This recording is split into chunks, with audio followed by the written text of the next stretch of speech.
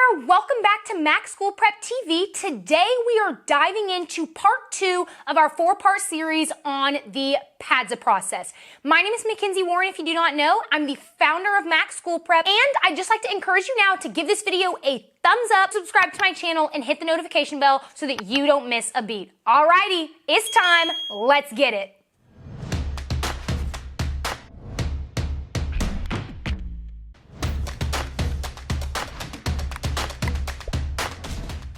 Okay, so where we're going to pick up today is on the second letter of PADSA. The A stands for assess, and what we're going to be assessing is the importance of each task in our planner and also how long each task will take. Prioritization of your responsibilities is so vital on your path to success. Staying true to achieving success in an academic setting, I want to talk about how the assess step of PADSA relates to homework. So when you have a lot of assignments on your plate and you're trying to figure out how you should go about tackling everything, some things that you should keep in mind are, number one, which assignments are pressing and which ones are not so pressing. Meaning you need to ask yourself when everything is due. For example, studying for the science test that's tomorrow should take precedence over doing the math homework that's due on Friday, and should definitely take precedence over working on the English project that's maybe due at the end of the month. The second thing that you need to keep in mind is, what is the grade impact of each of your assignments? For example, working on the midterm paper for your English class that's worth 50% of your grade should definitely take precedence over working on the homework assignment for math that's going to be taken as a completion grade. Now, don't get me wrong. I'm not saying that you shouldn't do your math homework in this situation, but you should pour the bulk of your time,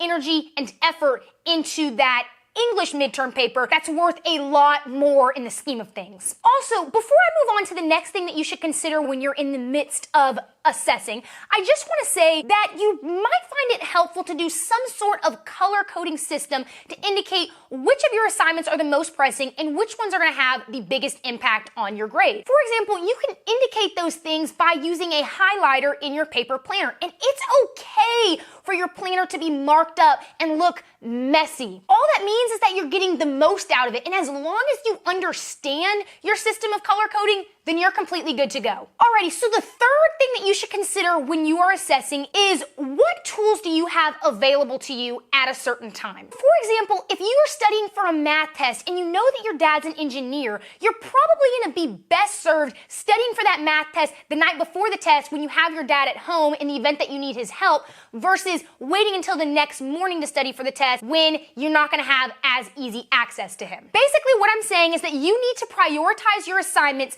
based on the resources you will have available to you and when. In addition to assessing the importance of each of your tasks, you're also going to want to assess how long it will take for you to complete each task. Whenever you're evaluating your workload, my suggestion for you is that for each and every one of your assignments, from the big stuff like doing a long-term project to the tiny stuff like getting a permission slip signed, you should literally write down next to it in your planner how long you anticipate the task to take you. And you should be able to roughly estimate the time you're going to have to spend on each of your assignments based on your experience with doing similar assignments. What this will ensure is that the third step of PADSA, the D step, goes a lot more smoothly. But because I don't want to steal my own thunder, we're going to elaborate on that a little bit more in the next video. In short, the assess step of PADSA puts you in a really good position where you're more prepared to figure out the order in which you will approach your workload because you are aware of how to prioritize everything. I am never the kid that just says, okay, this is everything that's on my plate,